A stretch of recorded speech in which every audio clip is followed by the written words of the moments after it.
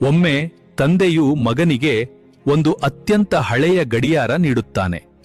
ಈ ಗಡಿಯಾರವನ್ನು ಮಾರಿ ಬರಲು ಪ್ರಯತ್ನಿಸು, ಆದರೆ ಬೆಲೆ ಮಾತ್ರ ಕೇಳಿಕೊಂಡು ಬಾ ಎಂದು ಹೇಳುತ್ತಾನೆ. ಮೊದಲು ಗುಜರಿ ಅಂಗಡಿಗೆ ಹೋಗ್ತಾನೆ.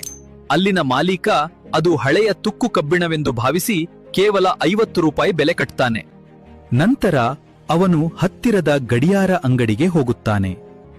ಅಲ್ಲಿನ ವ್ಯಾಪಾರಿ ಅದರ ಕೆಲವು ಪಾರ್ಟ್ಸ್ ಹಳೆಯದಾಗಿದೆ ಎಂದು 500 ರೂಪಾಯಿ ನೀಡಲು ಒಪ್ತಾನೆ.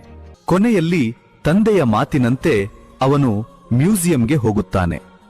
ಅಲ್ಲಿನ ತಜ್ಞರು ಅದು ಅಪರೂಪದ ಪುರಾತನ ಗಡಿಯಾರವೆಂದು ತಿಳಿದು 5 ಲಕ್ಷ ರೂಪಾಯಿ ಬೆಲೆ ನೀಡುತ್ತಾರೆ.